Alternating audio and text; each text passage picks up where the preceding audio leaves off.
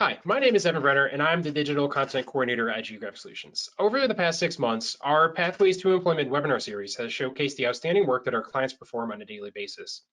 In December, team members from Tulare County discussed how they're lowering recidivism with the TC Reset portal. In February, we heard from NC Works about how they virtualized service delivery at the height of the pandemic. In March, we heard from our clients at the New Mexico Department of Workforce Solutions about how the Career Solutions portal became a leading statewide online career planning platform. In April, Bounce CEO and founder Maria Smith joined us from Australia to speak about using soft skills to bounce back after major challenges, cope with stress in positive ways, and build resilience in others. Today, we're pleased to present the next chapter in our Pathways to Employment series. The Connecticut Department of Labor is paving the way for reemployment with the Jobs First Employment Services Program.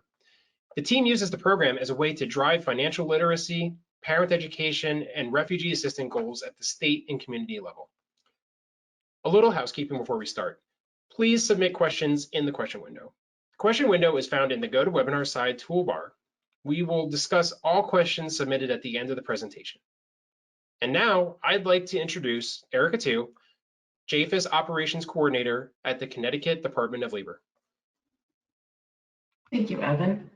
So with me today is Mike Bartley, the JFES Unit Director at the Connecticut Department of Labor, and Kimball Branch, the Manager of Career Development Services from the Workforce Alliance, our South Central Workforce Development Board. So I'll start with a little bit about the JFES program. So the JFES program provides employment services to families receiving temporary assistance to needy families, or TANF as it's known federally. In Connecticut, we call the assistance temporary family assistance, or TFA. Each state has an employment and training program for families that receive TANF, and they all go by varying names. So in Connecticut, we call it JFES, but in Iowa, there's Promise Jobs or the Aspire program in Maine. Despite our different names, we do share common goals. Our main goal, which I believe, I just want to make sure you guys can still see. Okay. Our main goal is to assist individuals in obtaining skills and education needed for sustainable employment that will allow participants to become self-sufficient and get out of poverty. And let's see. Within the Connecticut Department of Labor, we partner with other state agencies and community partners to deliver the JFES program, such as the Department of Social Services, the agency that administers the benefits, and the 5 workforce development boards that oversee the employment and training and case management programs. Our workforce development boards subcontract with multiple case management and support service providers as well, who work directly with the JFES families. So we have 5 workforce development boards in Connecticut that are listed here. So for example, Kimball is from our South Central region, Workforce Alliance, and then there's other regions within Connecticut as well. Our direct services operate primarily out of the American Job Centers across the state. But since March of 2020 and the beginning of the COVID pandemic, our program has been temporarily suspended. We have continued to offer virtual services to our customers, and on average, nearly half of our caseload has continued to participate during this time.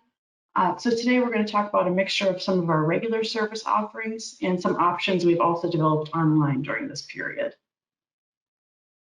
And so how do customers get into the JFES program? Referrals to the JFES case management.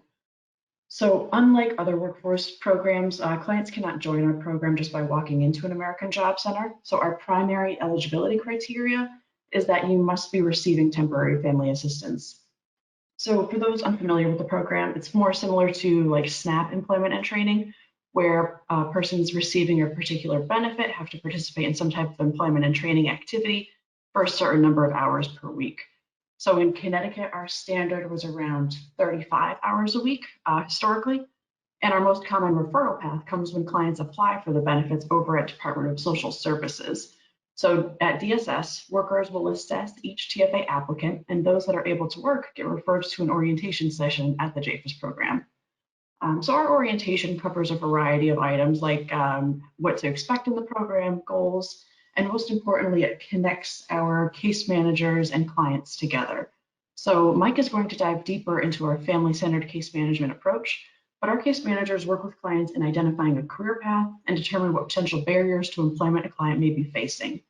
So the case manager refers the client to supportive services in order to better manage or resolve issues, and sometimes those include home visits from community partners. So our most common barriers, for example, are like childcare and transportation issues. So we offer subsidized childcare and transportation benefits to help a client participate in school or training programs. Connecticut has a program called Care for Kids that subsidizes childcare, so parents that are participating in JFES get prioritized for eligibility.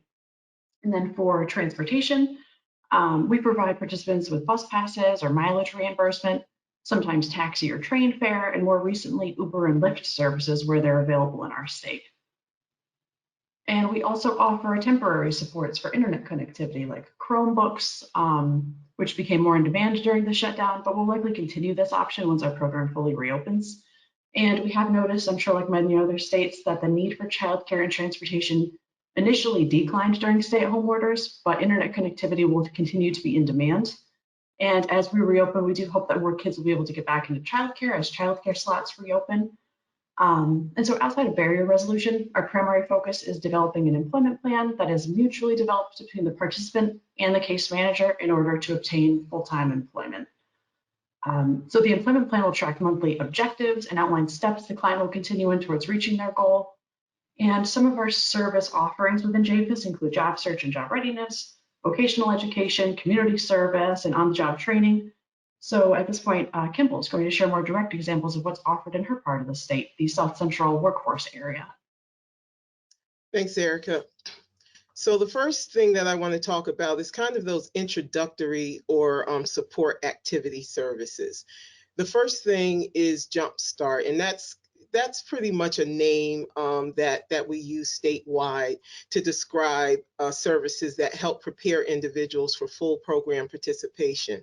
Some of these activities include assistance with completion of the child care subsidy applications and identification of suitable child care, labor market workshops, career exploration, and more in-depth goal setting, and also an opportunity to further review AJC services and resources, perhaps do tours and just make sure that all of our customers are really familiar with the supports and services that are available to them. The other component is computer basics and digital literacy. This, again, is kind of preparing individuals with a 25 to 30 hour training around basic foundations that will help them conduct effective job search efforts. Recently, we introduced a new component mainly to support the use of Zoom and other video platforms to conduct interviews for participants to go into virtual recruitment events with a focus on professional etiquette. We have found that that is a very necessary foundation. It only took a couple of virtual sessions to learn this the hard way. The next thing I want to talk about is our work-based learning. And for our work-based learning, we have a couple of different options. Of course, job readiness, job search assistance, job development is really kind of the cornerstone of everything that we do. Whether an individual is going to go into a occupational skills pathway or go into a work-based learning effort, we kind of start with the job readiness.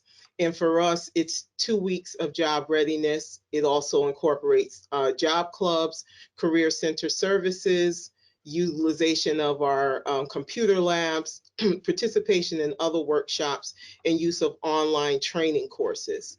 We have a full-time job developer to identify and develop job leads, provide job matching, and coordinate job recruitment events.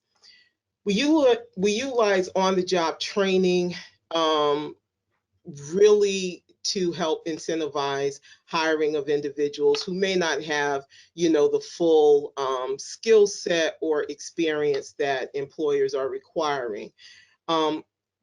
Right now, Connecticut has a waiver to reimburse up to 90% of employee wages. So this has proven to be a significant incentive for employers. We're often for our Jobs First participants, we leverage our other funding, WIOA, and we also have several other special funded initiatives that we can utilize in this regard. The subsidized employment program is a really important piece for us, as it is for Department of Labor. We have a dedicated coordinator who uses a job development approach to support placement. And this is completely based on customer career goals and interests. It is not a one-size-fits-all approach. Our coordinator is Kathy. So Kathy's created a diverse roster of employers and work sites, both private and public, and she's constantly expanding that list to accommodate ever-changing customer needs. So we don't just stick with the usual suspects. If a customer comes in and they have needs or they have goals that expand beyond what our roster can accommodate, then we simply add more employers and seek to develop additional work sites. This program has had a very low attrition rate. It's very popular. Participants feel empowered by their success and quickly become accustomed to that weekly check. And that weekly incentive serves as motivation to stay employed. So individuals actively are trying to either secure employment with the site employer or conducting their job search efforts outwardly. Our participants are paid through direct deposit, so we found a way to also insert a little bit of the financial literacy into our onboarding process. For our voluntary community services piece, we also have a dedicated coordinator who presents this as an opportunity to build and enhance resumes, develop and sharpen job skills, expand their professional networks, and develop professional references, all while helping their communities. Participants are involved in the site selection process, which is, again, based on their employment goals and interests. No one size fits all approach in this delivery as well. We've enrolled well over 200 participants annually, pre-pandemic, of course. We found that this was not the heavy lift that we were expecting it to be in its infancy. It actually is a well-attended program, and we don't get much pushback from the customers to participate. In fact, many like participating. The next thing I want to talk about is our occupational skills training. And for this, we have a couple of different categories. Most of our occupational skills training is administered through individual training accounts. We call them ITAs, as I'm sure you do. What we found is that this is probably our best mechanism since it offers a broad range of training opportunities on demand. We enroll our participants year-round. We get referrals year-round. All of our customers have varying goals, varying needs, varying schedules. So we have to match that diversity with an equally diverse slate of training options. We don't want it to be limited to a roster of contracts for training with ironclad start dates and schedules. That's what we used to do, but we found it really was not as effective and left the customer out of the choice part of things. And that's really an important foundation. For English language learners, training combined with job skills training. If we're going to do a contract with a provider to teach ESL, we always combine it with job skills training that is generic enough to appeal across a broad spectrum. Something such as computer training, customer service, things along those lines that no matter what industry you might be going into, these are foundational elements that are needed. We also try to incorporate a work-based learning component to this training option. For the classroom contracts for training, yes, we do still do these on occasion. They're not nearly as popular as the ITAs, but we will bundle multiple funding sources to create a contract. This allows candidates from across our entire American Job Center spectrum to attend. So we don't have the kind of pressure of trying to fill an entire class only with JFES candidates, all looking for the same thing at the same time. That's a kind of difficult task to fill. So bundling the funding sources makes this a more palatable, and we usually don't go with unfilled slots. These types of contracts are typically done with partnership with local community colleges, our voc tech schools, and our adult education providers. The final area is online training courses. This is through Allison, the Academy. This is through our AJC provider, Equus. They have something called Academy that has over 5,000 courses, and through that licensure, they also have access to LinkedIn courses. We use these online trainings as a mechanism for exposing participants to a broad range of career pathways, providing our customers with an opportunity to become more familiar with training content and scope before making a final training decision. It also can be used as a support or reinforcement to their existing training or as a refresher for previous training. Finally, it's a great opportunity for those who are already employed since it offers premium flexibility. They can work on courses from home or whenever the time fits their work schedule. The last area that I'll talk about is the area of education, and these are the usual suspects. Adult education programs, GED, external diploma, high school diploma, ESL. These are opportunities that are leveraged through our partnerships with the local adult education centers and other community-based organizations. Obviously, we don't need to use our funds for our customers to access these services. Higher education, degree, credit-bearing, or certificate college programs are also part of our menu.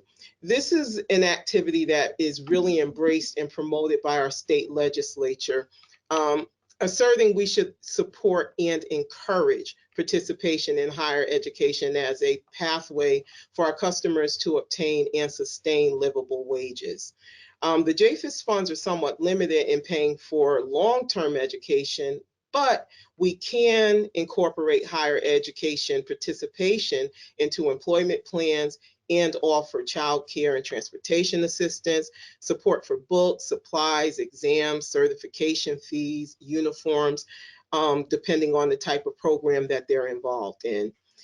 And finally, it's the basic skills remediation. And this is something that we have found is very helpful, as our test scores have indicated a gap in terms of the basic skills proficiency. So we have different programs and services to help increase basic reading and math levels. And this includes literacy volunteers on site. We have established boot camps and other online tools that we can utilize to help strengthen individual skill sets in this area, particularly if they're trying to enroll into an occupational skills training program. With that, now Mike is going to tell you about our efforts in implementing family-centered coaching. Thanks a lot, Kimball, and good afternoon, everybody. So I just want to start by touching on 3 innovations that we have implemented into the Jobs First program in the last year or two. The first one I want to talk about is called family-centered coaching, and it's really an approach that we've begun to implement that changes the way that case managers engage with participants. And it really focuses on the whole family unit rather than just the individual adult who is sitting at our desks.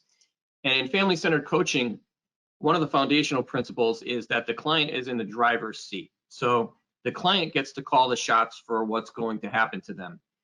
And it's really based on the belief that parents are their own best experts at what they need, what strengths they can draw from, and where those sticky challenges are for themselves and for their families. And there are a handful of family-centered coaching themes that we're trying to assimilate into our program. The first one focuses on identifying who is my family. So in that conversation, we're talking to the client about who they consider to be their family. And we're not just focusing on who their blood relatives are.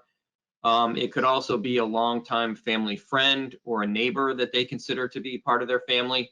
So the key here is that the client is the party that gets to define who their family is. So as we have that conversation about who their family is, that leads to a bigger conversation around who their support system is. And among those family members, who can they count on, for instance, to give them a ride to the grocery store or to maybe watch their kids for a couple of hours while they run some errands? So that's sort of the first theme. The second theme is around helping the client to identify their hopes and dreams that they have, not only for themselves, but for their families as well. So that's a very aspirational conversation that, frankly, many people may not typically associate with a government program, or where they maybe think that we're normally utilizing a checklist and checking a bunch of boxes off. This is very different from that. And so we're trying to get to the heart of things like, for instance, what the client might have for a dream job, but also what they want for the rest of their family. So some of those other hopes and dreams might include the hope that they can put their kids through college, or that they can save enough money to buy a bigger apartment, or maybe save for their first new home, or to cover the cost of a family vacation, or things like that. It's really whatever the client defines as their hopes and dreams. The third theme is around helping the client to identify the challenges in their lives based on how they see their own personal situation. So it's not us telling them what we think is wrong with their lives and what we think they need to fix. This is the clients telling us where they think they need help and frankly, where they don't. So we then support them by providing coaching to try to help them address those challenges and to try to help them realize whatever their hopes and dreams, again, both for themselves and their families might be. The fourth theme is around trying to take the quote hassle out of things for the parent. And we use this theme every single day in planning our program's operation. And for example, don't make forms any longer than they have to be. Make sure that the forms and the literature that you put out are easy for people to understand. With the bottom line being, don't make people jump through hoops unnecessarily. Only get what you need. Family-centered coaching is also based on the premise that families may need different things, different approaches, or different perspectives to address different challenges, depending on the timing of those challenges and depending on the severity of those challenges. So we try to focus on the family's strengths and acknowledge, as Kimball had said earlier, that one side absolutely does not fit all, and that we need to come up with customized solutions to customized problems. Family-centered coaching also takes into account that systemic racism and poverty are also at the root of many of the challenges that our families are facing. So those are kind of some of the key foundational principles of family-centered coaching. Now, at the time that COVID hit last March, we had engaged a work group consisting of our five workforce development boards, some of our frontline supervisors, and our frontline case managers to talk through how we can transition from what has historically been a group orientation session as clients enter into our program, and changing that to a one-on-one orientation session that would incorporate a lot of these strategies and themes that I've rattled off today. However, when COVID hit, new clients were no longer being referred to our program, which meant that no orientations were being conducted. Our American Job Centers around Connecticut were closed, and we had to move towards a virtual model. So we were about 85% of the way done with moving from that group orientation to the one-on-one orientation when COVID hit. So the challenge for us has been trying to figure out how we can assimilate or integrate some of these strategies into our virtual services delivery plan. And some of those things are fairly straightforward, easy to implement things. And I'll give you a couple of quick examples. So for instance, sometimes it's something as simple as just asking the client what their preferred method of contact is. So in other words, would they prefer to hear from us by a text message to remind them of an appointment, for instance, or would they rather get an email or a phone call? So it's about what would work for the family, what would work for the client, and trying to meet them where they're at. Another example would be simply asking them whether they would prefer a morning appointment or an afternoon appointment. So if they have to get their kids off the bus in the afternoon, for instance, then they might prefer a morning appointment. So it's just about trying to be accommodating on our end rather than being rigid or inflexible. At this point, we have trained all of our jobs first case managers around the state in family-centered coaching. There are about 65 of them total, and we've also trained all of the workforce board administrators who work on the Jobs First program, and we have 5 workforce development boards here in Connecticut. And we've trained our own Department of Labor team on this. And the training itself is a fairly intense 4 full-day training that involves a whole lot of role playing. While many of the things I've touched on so far pertain to our approach to clients, the one last thing I want to add about family-centered coaching is that I think it's also really important to take care of the staff that are working directly with our families, because the staff are taking on an enormous amount of incoming emotional stuff from clients all day, every day, and that's a lot to ask people to internalize. So we did a lot of professional development during COVID that has focused on how case managers can take care of their own emotional well-being and their mental health during the pandemic. So we did a bunch of different trainings that talked about things like how to work remotely from home, tips on sharing your space with family members who might be working from home along with you, how to balance work and family, and things of that sort, which I think the case managers have found to be helpful. So I'm going to leave it there on family-centered coaching and move on to the second innovation that I wanted to talk about, which involves a collaboration that we established with the Connecticut Association for Human Services, which they go by the acronym CAHS here in Connecticut, CAHS. And CAHS provides financial literacy education classes for our Jobs First clients around the state of Connecticut. And CAHS, the thing that I think is neat about this is that CAHS has a network of volunteers who have worked in the financial services industry as bankers, bank managers, accountants, tax preparers, and the people who provide these they are the ones who provide these free financial literacy workshops for the public.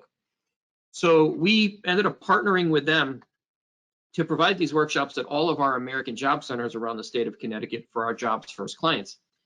And we had almost 200 clients attend these workshops in person at the HACs in Connecticut. And then COVID hit in March of 2020, and our HACs were closed. And these workshops ended up having to be suspended. And it was too bad, because when we did the customer satisfaction surveys with clients, 90% of them rated these financial literacy workshops as extremely informative. So we were super happy with the results, but it was unfortunate that we had to suspend them. So what has happened since then is that CAHS has decided to move these workshops to a virtual platform. So while they have been suspended temporarily, we are going to be relaunching them again in September through the virtual format. So I think that's going to be a win-win for everybody, because the benefit for CAHS is that they won't have to worry about getting volunteers to do these workshops for small groups in person anymore. They can do these virtually. And we have the benefit of being able to put 50, 75, or 100 people into a workshop, and we can put them from people from all around the state into a particular workshop. So I think this will work out well for everybody. And for many of our clients, these classes represent the first introduction to the idea of saving and budgeting that they've ever been exposed to. So it's something that we had not been offering prior to our collaboration with CAHS, but this has worked out incredibly well for both parties so far, and we're really excited about this partnership. So that's the second innovation that I wanted to talk about. The third innovation pertains to our services to refugees. And about 2 years ago, we launched a pilot program in New Haven, Connecticut, to try to address some of the historical issues that refugees have had in connecting to our Jobs First program. And I think the main source of those historical challenges centers around the fact that there are lots of different agencies working with refugees when they come over to our country. And in New Haven, for instance, we would have the Department of Social Services that would handle the TFA eligibility piece. And then we would have our Jobs First case managers who would handle the employment piece, the barrier identification piece, and then other supportive services like the Kimball had talked about, like childcare and transportation. Then we had the Refugee Resettlement Agency that was working with the refugees around securing housing, food security, education, childcare, cultural assimilation. And then we had these groups called sponsors, which could be either a church group or it could be just an individual family who works closely with the refugee family to make them comfortable in their new community and in their new neighborhood, and make sure that they feel welcomed and that they know how to navigate and get around and know where to go for everything. So with all these different organizations working to support the refugees, what would happen would be, I think, sometimes miscommunication between the different organizations that are helping out with all these various pieces. Sometimes botched handoffs from one organization to the other, or sometimes duplication of effort. And so we decided to approach all of our partners, including the Department of Social Services, the local Refugee Resettlement Agency, which is called IRIS in New Haven. And we approached our local workforce board, which is Kimball Branch's shop in New Haven. And we approached them about the idea of embedding one of our jobs first case managers that normally resides at the New Haven American Job Center, and embedding them at the Refugee Resettlement Agency. And we thought this would work because that's a place where the refugees feel safe. It's a place that they feel comfortable. They know all the staff there. They know that they're going to be supported there. And so we approached Kimball with this idea, and she was extremely supportive. And so what we all ended up agreeing to was to place one of our JFES case managers, a woman named Carmela Quinones, right at the Refugee Resettlement Agency in New Haven. And ever since we did that, that really has alleviated most or all of the historical challenges that we had been trying to overcome. And our goal really has been to have the refugees become comfortable enough with Carmela so that we can eventually transition them over to the New Haven American Job Center, where they can access an even greater menu of employment services and supports. So we've reached the point now where this is no longer a pilot, and this is really just sort of the way that we do business in New Haven, Connecticut when it comes to serving refugees. And the folks that we talked to in Washington, D.C. around refugee issues have said that they felt that this was a national model, and we feel like it's a model that we could potentially replicate in other parts of the state as more and more refugees come into the U.S. and settle in Connecticut, in other cities like Bridgeport and Hartford, for instance. So we're excited about this. This has gone super well, and we'll see whether we need to expand it to other areas, but we're prepared to do that if we need to. So I think I'm going to stop there and see if Kimball has any thoughts that she might like to add as one of the critical partners in this refugee program, and see if she'd like to share some of her thoughts on this. Kimball? Absolutely. Yep. Thanks, Mike. So I say that these are the key ingredients for success: respect, honor, flexibility, patience, staff becoming part of the team. But these are all qualities that we say we embody when working with our job seekers on a normal basis. But I gotta say, we really found a brand new depth of meaning through this experience. When we talk about respect, we're talking about respecting the family's culture, respecting the family dynamic, and their right to maintain their own sense of identity. It's one thing to acclimate to, America and the ways that we do things, but it's another thing to kind of reduce or eliminate your sense of culture and your own sense of identity. And we had to recognize kind of the fine line that you walk there. Honoring boundaries and beliefs, even if they intersect with your own.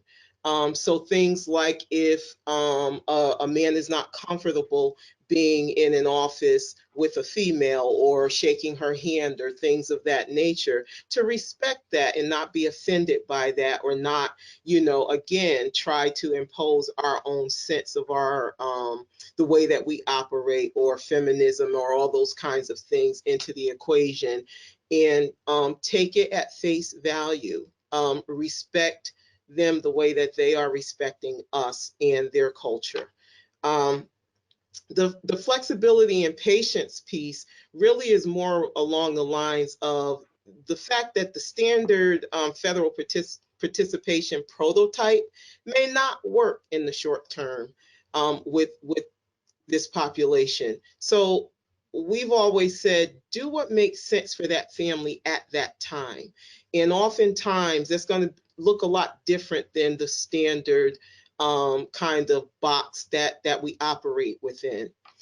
And the final piece of that integration, I think, is so crucial. It's that kind of integration with the agency staff. So Carmela really became a part of the IRIS team. She learned to go with the flow. It's their house. You respect the house rules, you respect the way that they do things, and you acclimate yourself to the way that they work, not the other way around. So I would say who you assign matters.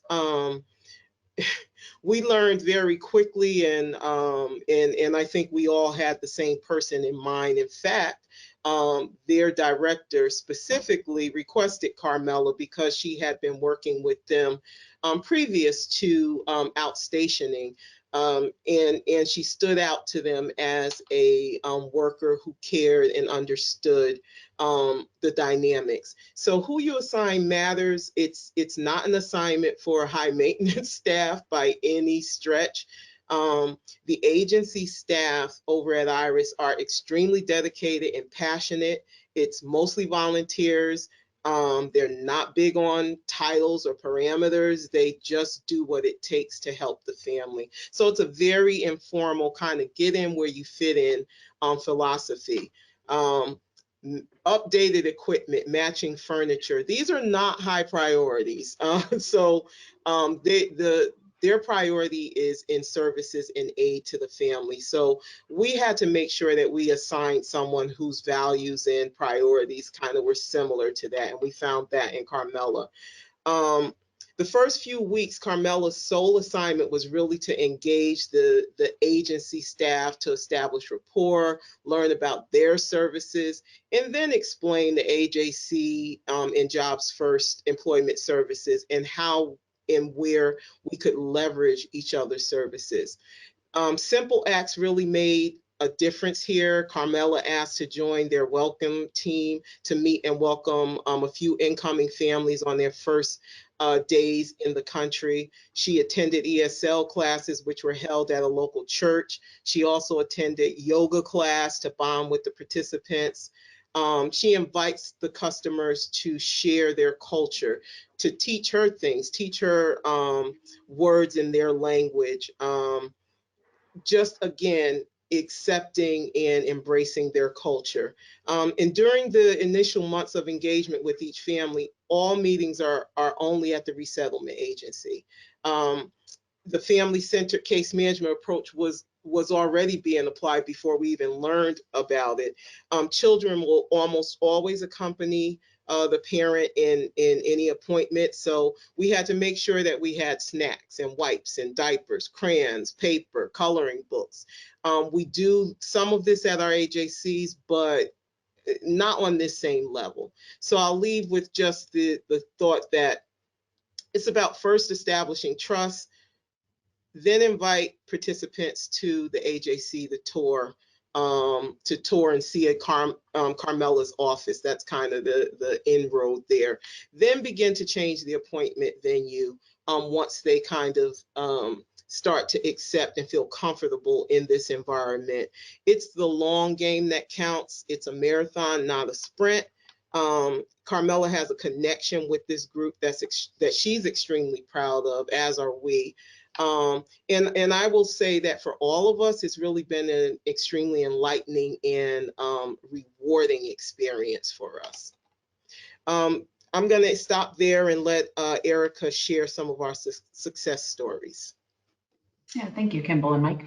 So at this point, I'm going to switch over to sharing a video. The last few years, we've been creating our annual report with a YouTube video instead of like this typical PDF that gets emailed out. So here is our SFY19A report, and I'm going to play it. You'll see Mike do a bit of an introduction, and then we'll have some success stories of different clients from our state program year 19 from all across the state. So we'll let that queue up right now.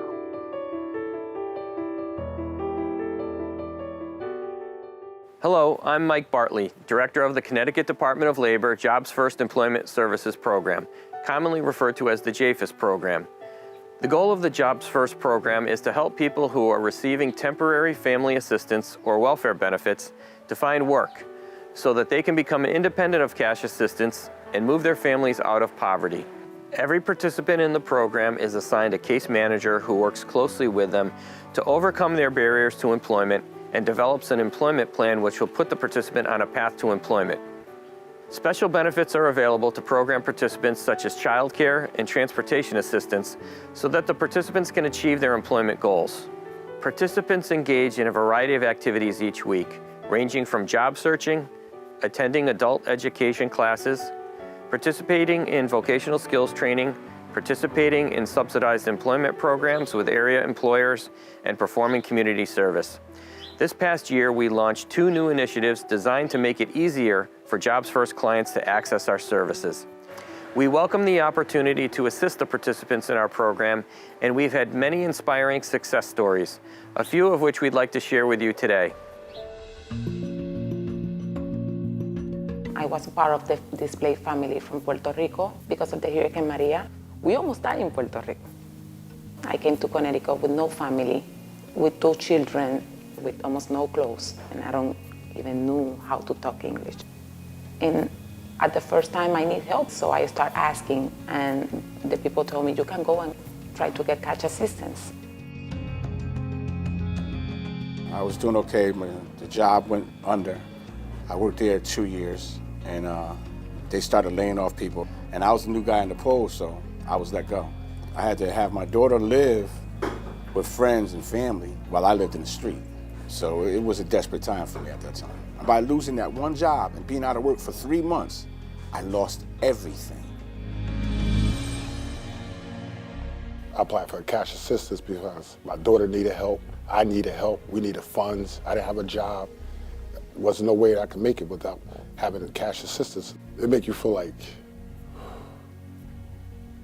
like you couldn't do it on your own. That's how I felt.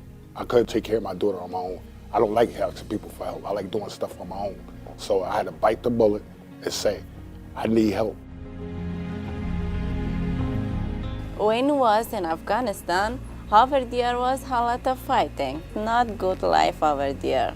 So for making better life, we came United States. Over there, I had job.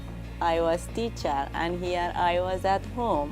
I want to work, then I can find job. So my husband working part-time, it was not enough for us. So we applied the cash assistance. When we came here, we had a lot of problem, language problem, car problem, everything. Every day I crying, every day. So I went job hunting. And everything is online now. I'm 57 years old. It's hard for me to navigate through the internet without help. My biggest barrier was trying to find a job with a felony on your record. That's hard. I used to have 2 jobs in Puerto Rico. I used to be okay. But then starting here again, it was difficult for me. I met Morellis through an intake appointment that I had with her for the JFS program. She was on cash assistance, and I was assigned to her as a career agent.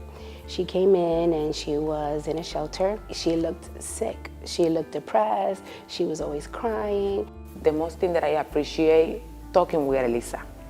I told her my story, and I remember that her eyes, she almost cried. And she told me, I feel you, Merelis, and I understand you, but you got this. That moment, I don't feel alone for that moment. I don't feel alone. And I told her, I said, listen, I can be there tomorrow. I can lose my job anytime. You never know. And I treat everybody with respect because that's the way I would like to be treated. I think it motivates people.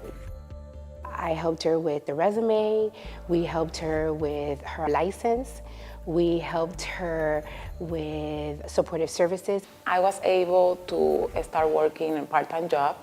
I observed in Merelli's tremendous potential. We had a position open for a home visitor. She offered me a full-time job in here in Family Life Education. And I gave her the position, and she's doing a wonderful job, wonderful job. We're very happy that we gave her that opportunity, and I think she's going places. My life is good right now. I feel happy, and I am enjoying life with my kids and my family.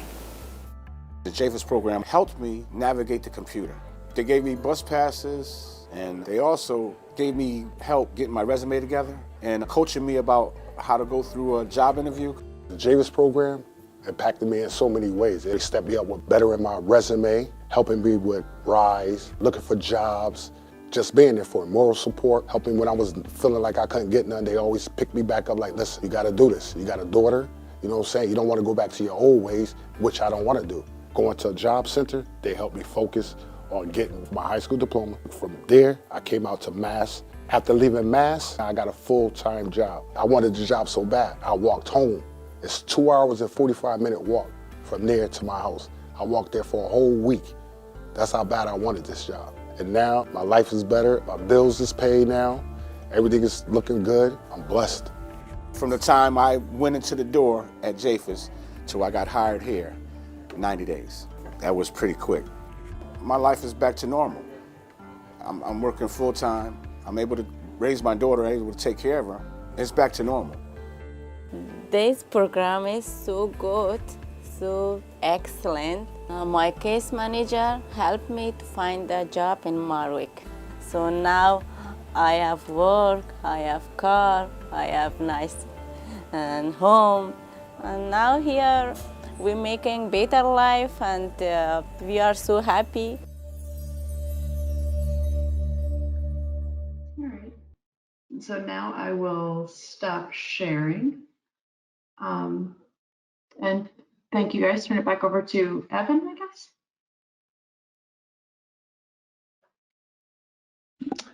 Hey everybody, I just want, hopefully everybody can see and hear that. That was very, very powerful. And those are some great stories. And we will make sure, of course, that we will share this on our resources page, just in case you couldn't see or hear the video.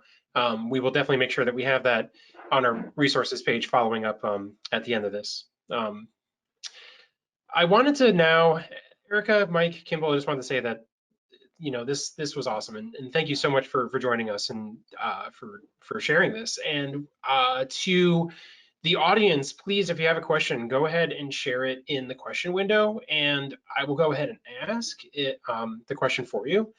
Right now, I see a few questions. Linda has asked, and I guess this is in relation to the program as a whole, but describe any trades or non-credit training, and then if there's any entrepreneurial training. Sure. I'll dive into this, and Erica and Mike, you can feel free to chime in. Really, it's a broad range. We through the ITAs, we utilize the eligible training provider list. So we have everything from CTDOL, Class A, Class B. We have manufacturing skills, both entry level and advanced. We have a lot in the healthcare industry in terms of credentialing and certifications. It's a pretty broad spectrum. From the entrepreneurial side, we're more delving into that now. We haven't done much, at least not through the American Job Centers, more through partnerships. So that is absolutely an option.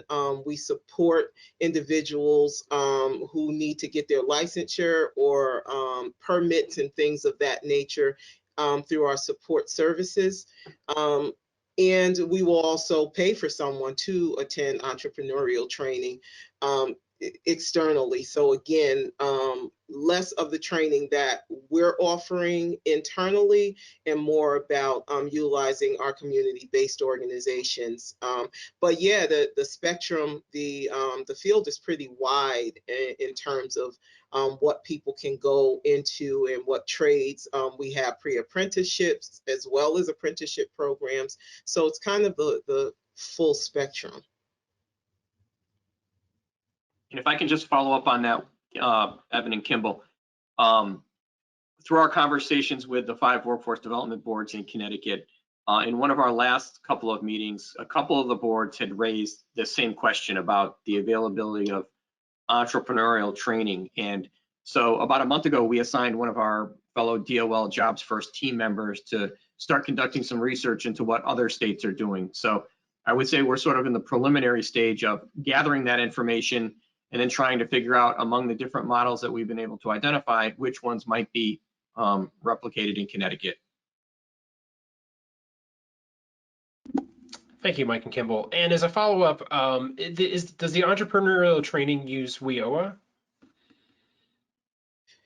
We use all of our funding streams. So yes, we will use WIOA to leverage and to do things that maybe Jobs First normally wouldn't do, or again, just to expand the JFES dollar reach, so to speak. So to the degree that we can, we co-enroll and utilize both WIOA as well as our other special funding. And we have a couple of different initiatives that have allowed us to use those fundings to support. The other thing that we try to do is use community-based, leverage our community-based organization partnerships. So if there is something going on through the city or something going on with the Connecticut Association of Human Services, if there's something that we can tap into with the housing authorities or any of the partners that offer training opportunities or even business development opportunities, the Small Business Association, we're trying to tap into those things as much as possible so as not to have to use funds. But yes, we will absolutely leverage our WIOA funds. Thank you very much, Kimball. And the online training courses, Allison, LinkedIn Academy, describe more about that integration process and if there's funding for the participants and just a couple details about that. Sure. So actually, none of these are really things that we have to fund. Well, let me put it this way. They're offerings mainly through our provider, EQUIS. And luckily for us, they have these connections that come as part of our contract with them. So we have access to the things that they have access to, and we're not charged per participant. So we have an unlimited number of courses or licenses that our customers can access. And so as long as they are a customer with us, they have access to any of those sources. And what we try to do is embed it as part of the things that we do with them as leverage. For instance, I mentioned, introductory services. We'll embed it there so that if customers want to kind of familiarize themselves or to take a couple of courses to explore,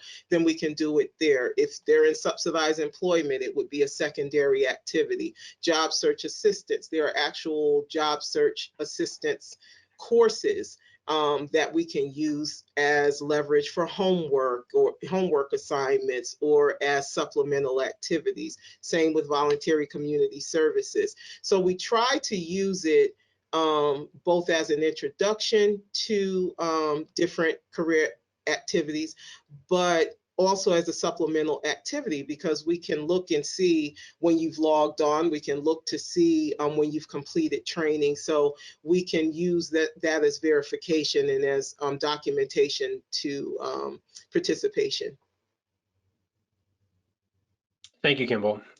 Another question from Maria. You had mentioned that you have computer classes. How are those? How are they like? And are they basic, or do they go into basic programs? And how would you use them? So they are very basic. These are more for the people who really don't have much of a foundation, particularly with using certain software for their job search efforts. We use it to show people how to do a resume, how to fill out job applications, how to attach documents and upload things. So it's very basic in that regard. If a person is interested in more advanced computer training, that's where these academy or LinkedIn licenses can come into play, that they can start to kind of build their depth of knowledge. But that computer basics is really just to kind of prepare them so that they can at least start a job in an effective job search, and use our computer labs independently. All right, and I had actually, Mike, this question might be for you. Did you see any interesting statistics with emailing or texting? I know you had mentioned that as part of some of the outreach. Yeah, we don't have any, it's too early to have any data on that yet, Evan. In terms of our outreach during the pandemic, you mean? Yes. Yeah, so we have not gone back to our case managers and asked them to assign percentages or numbers to the frequency with which clients request, say, a text versus an email versus a phone call. I mean, I think when COVID is over and we've successfully transitioned to the new normal, I think that's probably going to be part of the debrief and will be valuable information that we can use moving forward to help shape the services that we offer virtually, in the future.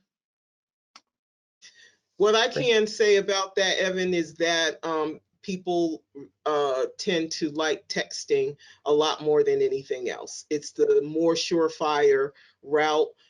We certainly have used emails way more than we did prior to the pandemic. There's no question. But the most immediate route that customers tend to take is texting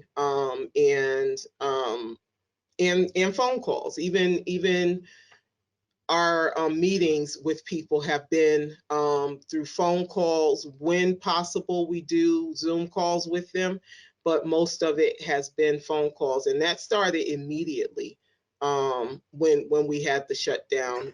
We did not pause at all. Excellent. And building off that, if you can, just describe some of the efforts around virtualizing services, at the start of the pandemic and then throughout. Do you want me to start, Mike, or?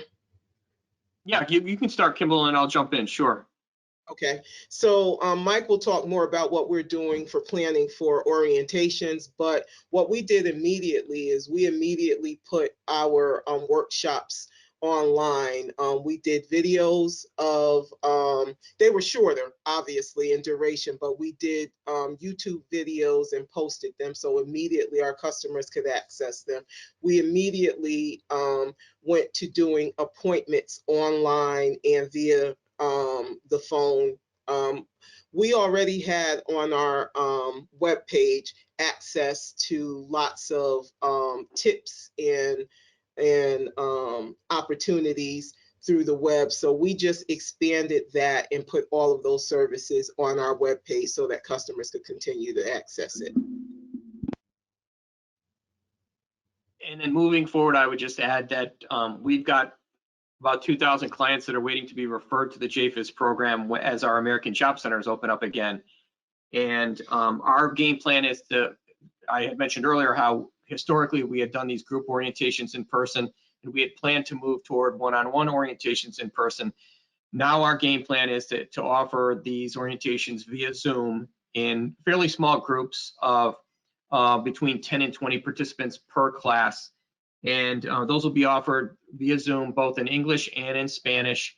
And included in that orientation, which will probably last about an hour, will be a video similar to the one that you guys just saw, which will include success stories so that clients can see what the experiences of other clients that have been through the program look like. Thank you, Mike.